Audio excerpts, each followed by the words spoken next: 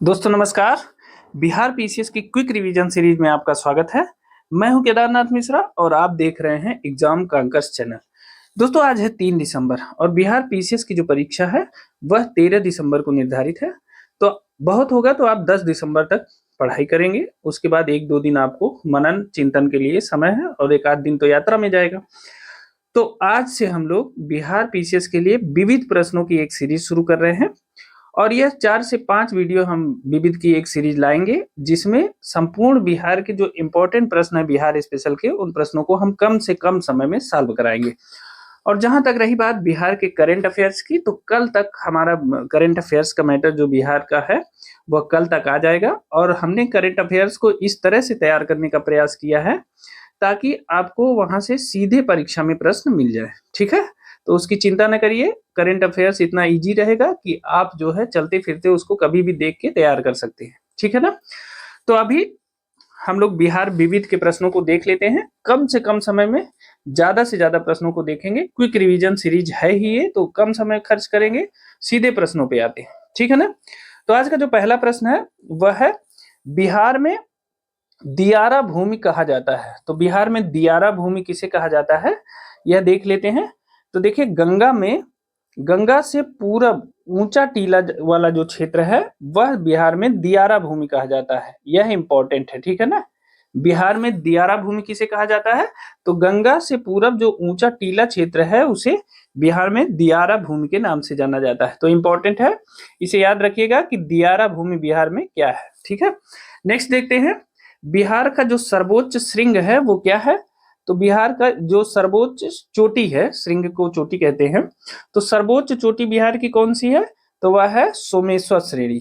ठीक है, बिहार की जो सोमेश्वर श्रेणी है वो बिहार की सर्वोच्च चोटी है। और देखिए सोमेश्वर श्रेणी कहाँ स्थित है? यह कैमूर रेंज में है। किस रेंज में है? कैमूर रेंज में है। यह पहाड़ियों की एक श्रृंखला है और यह जो है बिहार के पूर्वी भाग में झारखंड की सीमा के पास स्थित है। ठीक है ना। बिहार के पूर्वी भाग में झारखंड की सीमा के पास स्थित एक कैमूर रेंज है, एक पहाड़ियों की एक श्रृंखला है और उसी में स्थित है सोमेश्वर श्रेणी जो बिहार का सर्वोच्च श्रृंग है। ठीक है ना, सर्वोच्च पहाड़ है। ठीक है ना। चलिए देखते हैं। अब देखिए बिहार की जो सर्वोच्च श्रृंग है उसकी ऊंचाई क्या है। तो बिहार का जो सर्वोच्च श्रृंग है उसकी ऊंचाई क्या है? तो सर्वोच्च श्रृंग क्या है? सोमेश्वर श्रेणी। अभी आपको ऊपर बताया कि सोमेश्वर श्रेणी बिहार का सर्वोच्च श्रृंग है और इसकी जो ऊंचाई है वो कितनी है? 874 मीटर। ठीक है ना। 874 मीटर बिहार की सर्वोच्च श्रेणी की ऊंचाई है। ठीक है ना, सर्वोच्च पहाड़ की। कभी कभी पूछ लिया जाता है कि यह किस रेंज में स्थित है। तो यह कैमूर रेंज में किस पर्वत श्रृंखला में स्थित है सोमेश्वर श्रेणी? तो कैमूर की पर्वत श्रृंखला में स्थित है। ठीक है ना, तो इसे याद रखेंगे आप। नेक्स्ट देखिए बिहार में मुख्यमंत्री फसल सहायता योजना कब लागू हुई? बिहार में मुख्यमंत्री फसल सहायता योजना कब लागू हुई? तो यह लागू हुई 5 जून 2018 को। बिहार में 5 जून 2018 को मुख्यमंत्री फसल सहायता योजना लागू हुई और यह इंपॉर्टेंट प्रश्न है। ठीक है ना। 5 जून 2018 को बिहार में मुख्यमंत्री फसल सहायता योजना लागू हुई थी और यह इंपॉर्टेंट है, इसे याद रखिएगा। नेक्स्ट देखते हैं। देखिए अगला है बिहार के किस जिले में मत्स्य पालन कॉलेज की स्थापना की गई है? आपको बताना है कि बिहार के किस जिले में मत्स्य पालन कॉलेज की स्थापना की गई है। तो बिहार के किशनगंज में। बिहार के किशनगंज में मत्स्य पालन कॉलेज की स्थापना की गई है। ठीक है ना, यह भी इंपॉर्टेंट प्रश्न है। बिहार के किशनगंज में मत्स्य पालन कॉलेज की स्थापना की गई है। ठीक है ना। नेक्स्ट देखते हैं नवनिर्मित वीर कुंवर सिंह पुल बिहार के किन 2 जिलों को जोड़ता है? आपको बताना है वीर कुंवर सिंह ब्रिज जो बना है बिहार के किन 2 जिलों को जोड़ता है? तो यह जोड़ता है आरा तथा छपरा। ठीक है, आरा तथा छपरा जिलों को जोड़ने वाला नवनिर्मित वीर कुंवर सिंह पुल बिहार में बना है। ठीक है, यह आरा और छपरा जिले को जोड़ता है। ठीक है ना। नेक्स्ट देखते हैं। देखिए गंगा नदी की बिहार में लंबाई कितनी है? आपको बताना है कि बिहार में गंगा नदी की कुल कितनी लंबाई है। तो देखिए गंगा नदी की जो बिहार में लंबाई है वो है कितनी? 425 किलोमीटर। ठीक है ना। गंगा नदी बिहार में जो गंगा नदी की लंबाई है वो कितनी है? तो 425 किलोमीटर। ठीक है ना। अब देखिए अगला प्रश्न देखते हैं। बिहार में गंगा की उत्तरी सहायक नदियों में सबसे लंबी सहायक नदी कौन है? तो देखिए बिहार में गंगा की उत्तरी सहायक नदियों में सबसे लंबी सहायक नदी कौन सी है? तो यह नदी है कोसी नदी। कोसी नदी बिहार में उत्तरी सहायक नदियां जो हैं गंगा की, उसमें सबसे लंबी सहायक नदी है। अब देखिए उत्तरी सहायक नदी से क्या आशय है। देखिए गंगा नदी बिहार को दो असमान हिस्सों में बांट देती है। तो एक हो जाता है नॉर्थ और एक हो जाता है साउथ। तो गंगा नदी बिहार को दो असमान भाग में बांटती है। तो जो उत्तरी हिस्सा है उसे उत्तरी डेल्टा कहा जाता है, जो दक्षिणी हिस्सा है उसे साउथ डेल्टा के नाम से जाना जाता है। ठीक है ना। अब इस प्रकार जो नदियों का विभाजन है, नदियों को जो पढ़ने का तरीका है वो भी उत्तरी और दक्षिणी में हो जाता है। ठीक है ना।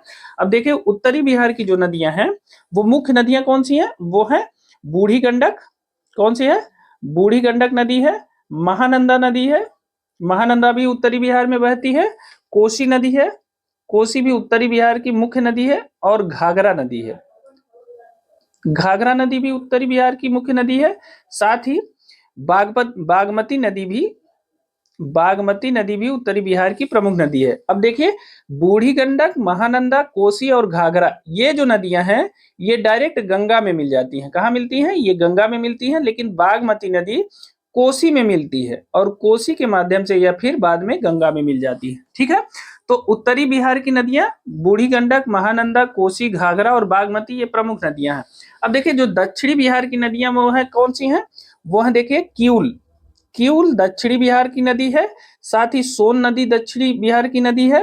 कर्मनाशा नदी भी दक्षिणी बिहार की नदी है। ठीक है ना। साथ ही बदुआ चंदन भी दक्षिणी बिहार की नदी है। कौन सी है, बदुआ चंदन।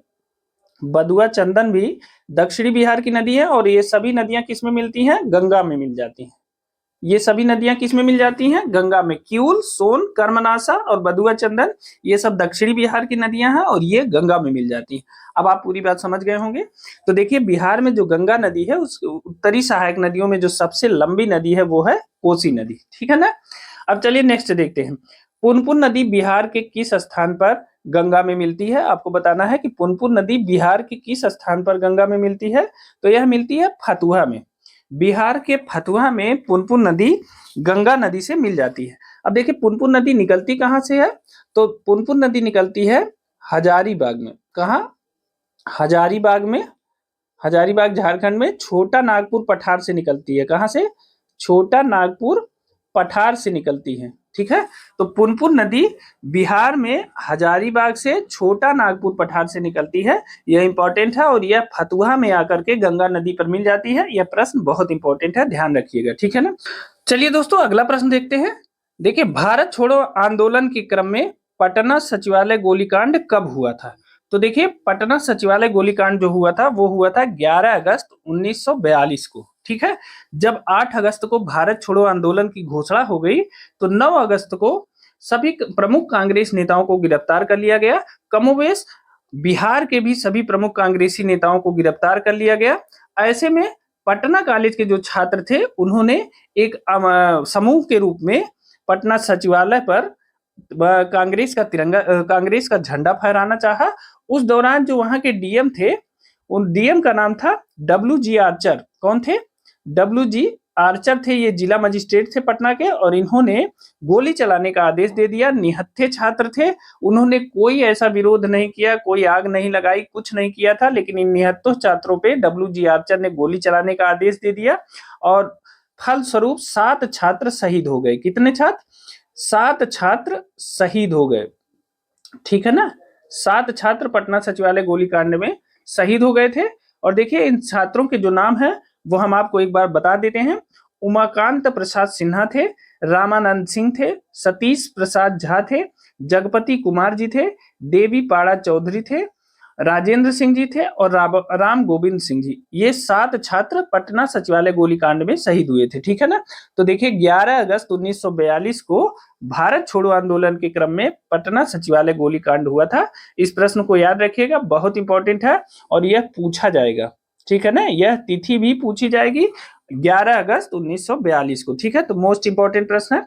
चलिए नेक्स्ट देखते हैं। किस शासक के काल में शैलेंद्र वंश के शासक ने नालंदा में एक बौद्ध मठ की स्थापना करवाया था। ठीक है ना। किस शासक के काल में शैलेंद्र वंश के शासक ने नालंदा में एक बौद्ध मठ की स्थापना करवाया था। तो वह कौन से शासक थे, वह थे देवपाल। देवपाल के काल में शैलेंद्र वंश के शासक ने नालंदा में एक बौद्ध मठ की स्थापना की थी, तो यह इंपॉर्टेंट है, ठीक है ना। शैलेंद्र वंश के शासक ने नालंदा में एक बौद्ध मठ की स्थापना की, कब? देवपाल के शासनकाल में। चलिए नेक्स्ट देखते हैं। देखिए अगला क्वेश्चन है, किस शासक ने ओदंतपुरी में बौद्ध विहार की स्थापना करवाया था? किस शासक ने ओदंतपुरी यानी बिहार शरीफ में बौद्ध विहार की स्थापना करवाया था? तो वह थे गोपाल। गोपाल ने बौद्ध विहार की स्थापना करवाया था, कहाँ? ओदंतपुरी में, जो बिहार शरीफ में है, ठीक है ना। तो ओदंतपुरी में बौद्ध विहार की स्थापना किसने करवाया था? गोपाल ने करवाया था, ठीक है ना। नेक्स्ट देखते हैं। देखिए मध्यकालीन बिहार में पाल युग में कांस्य से निर्मित मूर्ति की एक उन्नत शैली का विकास हुआ। कब हुआ? जब मध्यकालीन बिहार में पाल युग में कांस्य से निर्मित मूर्ति की एक उन्नत शैली का विकास हुआ। कांस्य मूर्तियों के निर्माण की जो शैली है वह किसकी निर्णायक देन थी? तो यह आपको बताना है कि ये जो कांस्य मूर्तियां बनाई जाती थी, इस शैली का निर्माण किसने किया था? तो यह निर्माण किया था धीमन एवं बिठपाल ने, ठीक है ना। किसने किया था? धीमन एवं बिठपाल ने। इस प्रश्न को फिर से देख लीजिए। मध्यकालीन बिहार में पाल युग में कांस्य से निर्मित मूर्ति की एक उन्नत शैली का विकास हुआ। कांस्य मूर्तियों के निर्माण की इस शैली की निर्णायक देन किसकी थी? तो यह धीमन एवं बिठपाल की निर्णायक देन थी, ठीक है, इसे याद रखिएगा। नेक्स्ट देखते हैं। अगला सवाल है, पालकालीन मूर्ति कलाकार धीमन एवं बिठपाल किसके समकालीन थे? तो वही प्रश्न ऊपर वाले का पूर्ति मतलब पूरक प्रश्न है ये, कि पालकालीन मूर्ति कलाकार धीमन एवं बिठपाल किसके समकालीन थे? तो यह धर्मपाल और देवपाल के समकालीन थे, ठीक है ना। तो डी ऑप्शन सही है। मूर्ति कलाकार धीमन एवं बिठपाल किसके समकालीन थे? तो धर्मपाल एवं देवपाल के समकालीन थे, ठीक है ना। नेक्स्ट देखते हैं। पालकालीन चित्रकला का भित्ति चित्र रूप कहाँ से प्राप्त हुआ है? पालकालीन चित्रकला का भित्ति चित्र रूप कहाँ से प्राप्त हुआ है? तो यह प्राप्त हुआ है नालंदा से। नालंदा से पालकालीन चित्रकला का भित्ति चित्र रूप प्राप्त हुआ है, इंपॉर्टेंट है, याद रखिएगा, ठीक है ना। पालकालीन चित्रकला का जो भित्ति चित्र रूप है वह नालंदा से प्राप्त हुआ है, इंपॉर्टेंट है, ठीक है ना। नेक्स्ट देखते हैं। बिहार राज्य में वर्ष 2001 से 2011 के बीच साक्षरता दर में कितनी वृद्धि हुई? तो आपको बताना है कि वर्ष 2001 से 2011 के बीच बिहार की साक्षरता दर में कितनी वृद्धि हुई, यानी 2011 की जनगणना के अनुसार। तो यह हुई 14.8%, ठीक है। बिहार में वर्ष 2001 से 2011 के बीच जो साक्षरता दर की वृद्धि है वह 14.8% है। मोस्ट इंपॉर्टेंट क्वेश्चन है, यह पूछा जाएगा, याद रखिएगा, ठीक है। नेक्स्ट देखते हैं। बिहार का जो विस्तार है वो कहां तक है? तो देखिए बिहार का विस्तार है, आपको अक्षांश और देशांतर में बताना है। तो बिहार का जो विस्तार है वो है 24 डिग्री 20 मिनट 10 सेकेंड से 27 डिग्री 31 मिनट 15 सेकेंड उत्तरी अक्षांश तथा 83 डिग्री 19 मिनट 50 सेकेंड से 88 डिग्री 17 मिनट 40 सेकेंड पूर्वी देशांतर के मध्य है, इसे याद रखिएगा, ठीक है। जो बिहार का विस्तार है वो 24 डिग्री 20 मिनट 10 सेकेंड से 27 डिग्री 31 मिनट 15 सेकेंड उत्तरी अक्षांश है और 83 डिग्री 19 मिनट 50 सेकेंड से 88 डिग्री 17 मिनट 40 सेकेंड पूर्वी देशांतर के बीच स्थित है, इसे याद रखिएगा, ठीक है ना। चलिए अगला देखते हैं। पटना स्वदेशी लीग की स्थापना कब हुई थी? आपको बताना है कि पटना स्वदेशी लीग की स्थापना कब हुई थी? तो यह हुई थी वर्ष 1930 में। पटना स्वदेशी लीग की स्थापना कब हुई थी? वर्ष 1930 में, याद रखिएगा। पटना स्वदेशी लीग की स्थापना वर्ष 1930 में हुई थी। अगला प्रश्न देखते हैं। श्री मुरली मनोहर प्रसाद संपादक थे। श्री मुरली मनोहर प्रसाद संपादक थे किसके? तो ये सर्चलाइट के संपादक थे, ठीक है ना। सर्चलाइट पत्रिका के संपादक थे श्री मुरली मनोहर प्रसाद, ठीक है ना। तो इसे याद रखिएगा। श्री मुरली मनोहर प्रसाद किस पत्रिका के संपादक थे? तो सर्चलाइट के थे, ठीक है ना, इंपॉर्टेंट है, यह प्रश्न आ रहा है आपकी परीक्षा में, याद रखिएगा। श्री मुरली मनोहर प्रसाद सर्चलाइट पत्रिका के संपादक थे। नेक्स्ट देखते हैं। देखिए बिहार में मैजिक लालटेन का लेक्चर किस आंदोलन से संबंधित है? आपको बताना है कि बिहार में मैजिक लालटेन का जो लेक्चर है वह किस आंदोलन से संबंधित है, यानी जादुई लालटेन का। तो यह है सविनय अवज्ञा आंदोलन। सविनय अवज्ञा आंदोलन के दौरान बिहार में जादुई लालटेन का प्रयोग किया जाता था, ठीक है ना, और इसके द्वारा लोगों में जागरूकता फैलाई जाती थी। तो जो मैजिक लालटेन का लेक्चर है यह सविनय अवज्ञा आंदोलन से संबंधित है और यह मोस्ट इंपॉर्टेंट है, ठीक है ना। जादुई लालटेन या मैजिक लालटेन का जो लेक्चर है वह बिहार में किस आंदोलन से संबंधित है, तो सविनय अवज्ञा आंदोलन से संबंधित है और यह इंपॉर्टेंट है, इसे याद रखिएगा, ठीक है। तो दोस्तों ये थी हमारी बिहार के स्पेशल की क्विक रिवीजन सीरीज, जिसमें हमने बिहार के प्रश्नों, विविध प्रकार के प्रश्नों को सॉल्व किया है। यह वीडियो आपको कैसी लगी हमें कमेंट करके जरूर बताइएगा। साथ ही दोस्तों इस वीडियो को आप अपने दोस्तों के साथ शेयर भी कर दीजिएगा, ठीक है। साथ ही अगर आप इस चैनल पे नए हैं तो चैनल को सब्सक्राइब जरूर कर लीजिए दोस्तों। और हाँ, इन तथ्यों की पीडीएफ के लिए आप हमारा टेलीग्राम चैनल और व्हाट्सएप चैनल ज्वाइन कर लीजिए, उसका लिंक हमने डिस्क्रिप्शन बॉक्स में दे दिया है। वहां से आप इन तथ्यों को एज इट इज डाउनलोड कर सकते हैं, ये पीडीएफ वहां पड़ी रहती है। तो अभी के लिए दोस्तों इतना ही, और हाँ आप पढ़ाई करते रहिए। जल्द ही हम बिहार स्पेशल के लिए बहुत महत्वपूर्ण करेंट अफेयर्स लेकर आने वाले हैं और ऐसा प्रश्न लेके आएंगे जो आपकी परीक्षा में सीधे पूछे जाएंगे, ठीक है। तो मिलते हैं अगली वीडियो में कुछ नए तथ्यों के साथ। तब तक के लिए स्वस्थ रहिए, मस्त रहिए और मेहनत से पढ़ते रहिए। धन्यवाद।